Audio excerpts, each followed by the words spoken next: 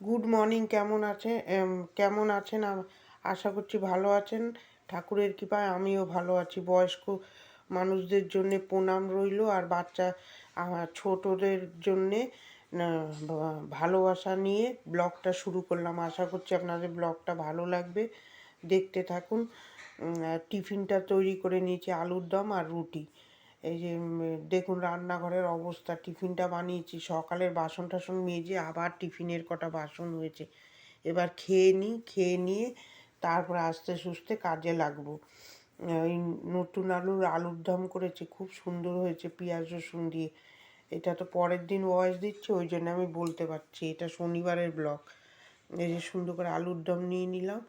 বরমশাই গেছে বাজারে, আমার খিদা লেগেছে বলে আমি খেয়ে নেবো। খেয়ে নিয়ে আমি কাজে হাত দেবো।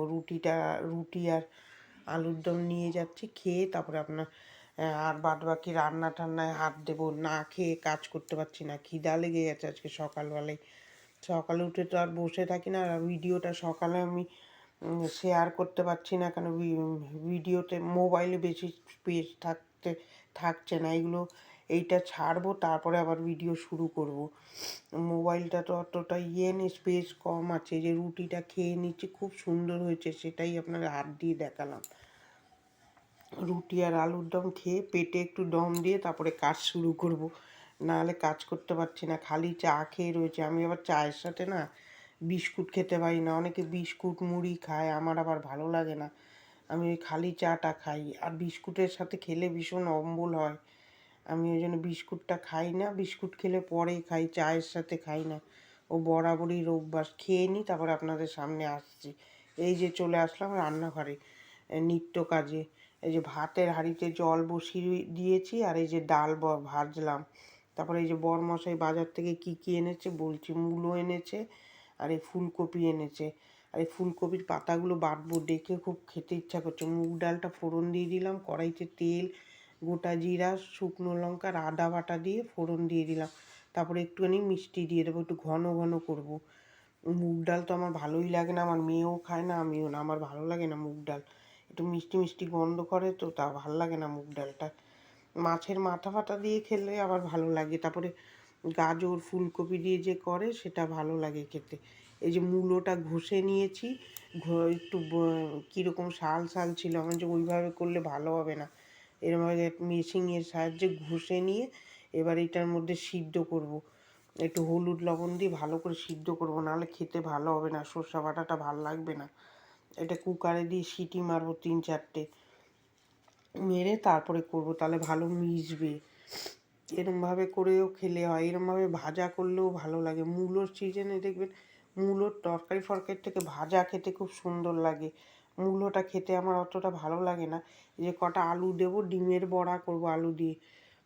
এই জন্যে আলুটা ওর মধ্যে দিয়ে একবারে সিটি দিয়ে নিচ্ছি, নাহলে বারে বারে কে কুকার বসাবে। ওই জন্য একবারে সিটি দিয়ে দেবো। আর ওখানে সর্ষা, আমি কেনা সর্ষা নিয়ে আসি। ওই বাটা সর্ষায় না খুব গ্যাস অম্বল হয়। এই কেনা সর্ষা 10 মিনিটের মতো ভিজিয়ে রাখলে তাহলে ভালোই হয়। এখানে ফুলকপি আলু রান্না করব আজকে। না ফুলকপিটা ভাপাইনি, ফুলকপিটা ভালো ছিল খুব। আর এখন শীতকালের ফুলকপি তো না ভাপালেও হয়, আমি ভয়ে ভাপাই। হলুদ লবণ দিয়ে ভালো করে ভেজে নেব। ফুলকপিটা ভালো করে ভেজে নিলে না খুব খেতে টেস্ট হয়। ওখানে যে মূলো সিদ্ধ করতে বসিয়েছি, আর এখানে আলুটা ধুয়ে দেবো, একবারেই ভাজা করব, আলাদা আলাদা করে আর ভাজবো না। এইরকমভাবেই ভাজবো। আর বেশি ভেজে ফেললে না কপিটা কীরকম হয়ে যায়, স্বাদ পাওয়া যায় না মনে হয়। ওই জন্য আমি ওইভাবে করি না। যখন অনুষ্ঠানে রান্না টান্না করি তখন ওরমভাবে করি। ভেজে এর মধ্যে যে জিরা ধনে রেগুলারের মশলাটা দিয়ে দিলাম, দিয়ে ভালো করে কষাবো, কষিয়ে নেবো। তারপরে এই যে মূলোর ইয়েটা বসাবো। মাঝে মাঝে দেখুন দাঁড়াতে পারছি না, এখানে কড়াইতে 5 ফোড়ন দিয়ে এই যে মূলোটা ঝারিয়ে রেখেছিলাম ঝুড়িতে, ঢেলে দিলাম। ঢেলে এর মধ্যে একে একে আমি দেখুন কী সুন্দর সিদ্ধ হয়েছে। আর ওইভাবে আলু ভাজার মতো কাটলে ওটা ভালো মিশতো না। লবণ দিলাম, হলুদ দেবো, আর লঙ্কার গুঁড়ো দেবো, আর মিষ্টি দেবো, আর সর্ষে বাটা দিয়ে তারপরে আমি আমার অন্য কাজে যাব। এই আলুগুলো নামিয়ে নিয়েছে ডিমের বড়া করব বলে। মেয়েটা আমার খুব ডিমের বড়া খেতে ভালোবাসে, আমি তার আগের দিন রাত্রে বলে রেখেছিলাম। ও আবার ঝোল খেতে ভালো লাগবে না, এমনি ভাজা করে দিলে ঘুরে ঘুরে ফিরে খাবে। এই যে সুন্দর করে নাড়াচাড়া দিয়ে ঢাকা দিয়ে দেবো। এই যে সুন্দর করে নাড়াচাড়া দিচ্ছি, তারপরে কটা বাসন মাজবো। আমি একবারে অনেক বাসন হয়ে যাবে না হলে, আজকে এমনি বাসন অনেক হবে। কেন রান্না যেরকম থাকবে সেরকম হিসাবে তো বাসন হয়। এই যে এবার একটু জল দিয়ে দিলাম, তারপরে এখানে চলে আসবো এই বাসনগুলো মাজতে। বাসনগুলো মেজে নেবো, ওর সাথে মূলো ইয়েটা হোক, সর্ষে বাটাটা হতে থাক, আমি ততক্ষণ কটা বাসন মেজে নিই। নালে না একবারে সব নিয়ে বসলে অনেক বাসন হয়ে যাবে, তারপরে এই সিঙে দাঁড়িয়ে দাঁড়িয়ে মাজতে মাজা পুরো টন টন করতে থাকবে। ওই জন্য আমি কি করি, ওই রান্না করি আর দুটো একটা করে মাজি, ওই একবারে মাজা যায় না। তারপরে এই বাসনগুলো মেজে আবার এটা মেজে রেখে আবার ওইখানে নাড়াতে যাব, একবারে তো করতে পারছি না। ওখানে ফুলকপিটা হয়ে যাবে, গরম মশলা আর ঘি দিয়ে নামিয়ে নেব। খেতে খুব ভালো হয়েছিল ফুলকপিটা। এখন শীতকালের ফুলকপি তো ভালো লাগবে, সিজনেরটা সিজনেই দেখবেন খেতে ভালো লাগে, আর ওই অসিজনের জিনিস খেতে ভালো লাগে না। আমি তো একটু ভয়ে ভয়ে খাই ফুলকপি বাঁধাকপি, ভয় লাগে আমার, গ্যাস হয় নাকি। এই যে সুন্দর করে এই যে হয়ে গেছে, এবার নামিয়ে দেবো, ধনে পাতা দিয়ে নামিয়ে দেবো। তারপরে এই বাসনগুলো আবার ধুতে আসবো। এইভাবে কাজ না করলে তাহলে আর আমি এই হোটেল আর সামলাতে হবে না। এখন তো তাও আমি স্কুল নেই কলেজ নেই, একটু আস্তে সুস্তে করতে পারি। যখন যখন স্কুল কলেজ মেয়ের ছিল তখন তো আরও তাড়াহুড়ো করে করতে হতো। এখন সে না ফ্ল্যাটে এসেছি, নিজস্ব বাড়িতে যখন ছিলাম এই যে হয়ে গেছে, শুকনো শুকনো করে নামিয়ে নিলাম। এই যে ফুলকপির পাতা বাটবো, সিদ্ধ করতে বসালাম। ফুলকপিটা আর একটু হবে বলে ঢাকা দিয়ে রেখেছি, ভুল বললাম। এই যেটা সিদ্ধ করতে বসিয়েছি, এবারে ওই ডিমের ইয়েটা মাখবো, আলুটা মাখবো, এটা বসিয়ে কী জানি একটা করছিলাম আমি, ওই যে ফুলকপিটা নাড়াবো। এই মাঝে মাঝে এইটা ভিডিও চলতে থাকে, আমি মাঝে মাঝে হেঁটে অন্য কাজ করতে থাকি, ওই জন্যে না ভিডিওটা একটু ফাঁকা ফাঁকা চলে যায়। এই যে তরকারিটা নামাবো, ওই আমার বরমশাই জল আনতে গেছিলো নিচের গেটটা খুলে দিয়ে আসলাম। এখানে ঘি গরম মশলা দিয়ে একটু লবণ দেখলাম, লবণ ঠিক আছে নাকি, হয়নি লবণ, আর একটু দিলাম। তারপরে আসুন দেখাই দুপুরের লাঞ্চ মেনু। ডাল হয়েছে, মাছের ঝোল, এই যে মূলো ফুলকপির তরকারি, আলু ভেজেছি। আর এই যে আকাশটা দেখুন কি সুন্দর নীল হয়ে রয়েছে। এই যে আবার ডিমের বড়া করব।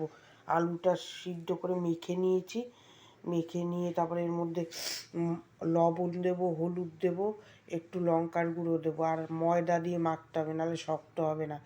যেরম আলু দেবেন, বেশি আলু হলে তাহলে আপনারা দুটো ডিম দেবেন, আর অল্প আলু হলে একটাই দেবেন।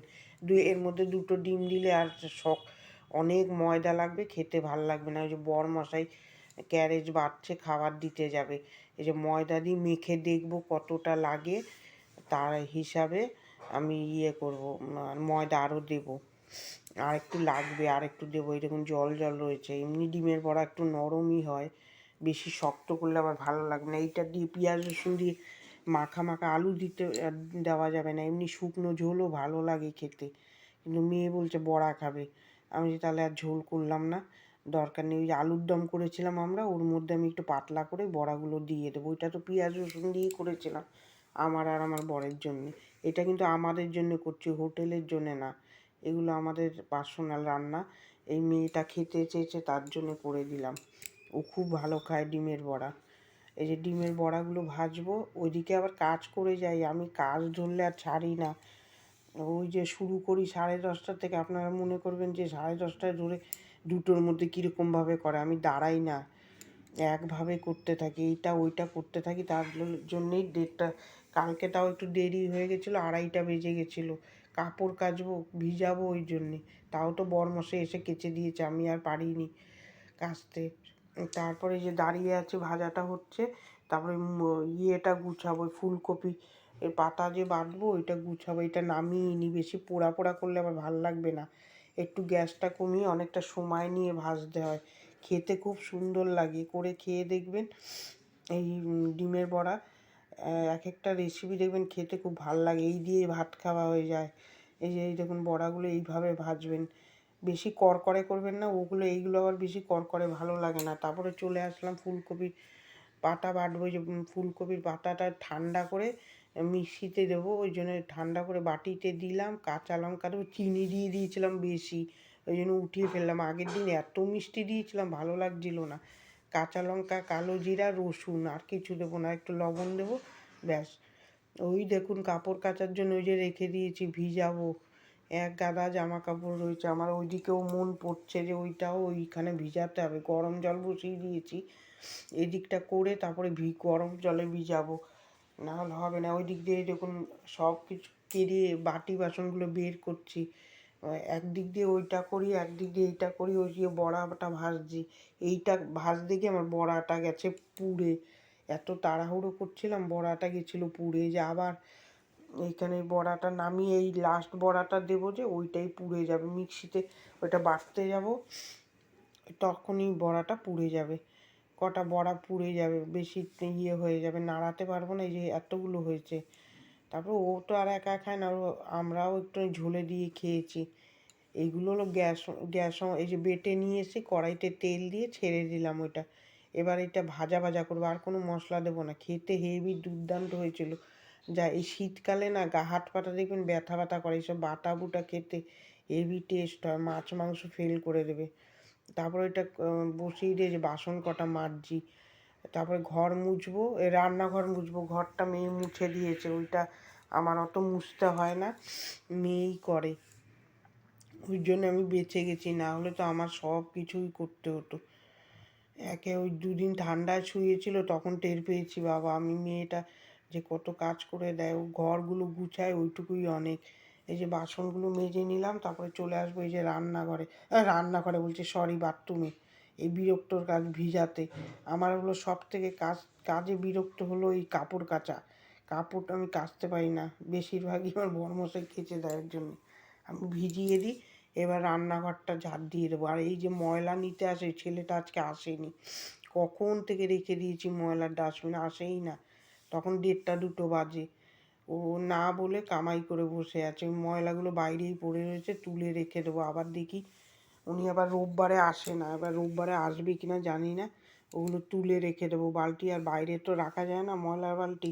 ওই জায়গাটা পরিষ্কার করে নিই, তারপরে বালতিটা রাখবো। তারপরে ঘর মোছাটা আপনাদের সাথে শেয়ার করিনি, ভিডিও অনেক বড় হয়ে যাবে, আর তাড়াহুড়ো করে করছিলাম। ওইদিকে কাপড় জামা মেলতে হবে, বরমশাই কেচে কাটছে, তারপরে ওগুলো মেলে দেবো। উনি ওই যে বালতিগুলো ঢুকিয়ে রাখলাম, আসেনি, সেই সকাল থেকে ওখানে রেখে দিয়েছিলাম। আসবে আসবে, আসলো না। ও না বলে ছুটি করে বসে আছে, কে জানে যে আসবে না। এই ময়লা জমে যাবে আবার। আজকে রোববারে তো আরও বেশি হবে। দেখি আজকে আসে নাকি। এই সুন্দর করে ঝাড় দিয়ে নিলাম, ঝাড় দিয়ে এবার মুছে নেব। ভিডিওটা কার কার ভালো লাগছে একটা প্লিজ লাইক করবেন, আর সাবস্ক্রাইব করে এই বোনটার পাশে থাকবেন। আর বয়স্করাও সাবস্ক্রাইব করে মেয়ে ভাবলে মেয়ের পাশে থাকবেন। এই যে মুছে নেব, ঘরটা মোছা হয়ে গেছে। রান্নাঘরটা এই যে দেখুন, রান্নাঘরটা টিপটপ করে দিলাম। ভিডিওটা এখানেই শেষ করলাম। কার কার ভালো লাগলো একটা লাইক দেবেন, সাবস্ক্রাইব করে আমার পাশে থাকবেন, খুব ভালো লাগলে শেয়ার করে দেবেন। ভালো থাকবেন, সুস্থ থাকবেন। আগামীকাল ভিডিওর সাথে দেখা হচ্ছে, টাটা।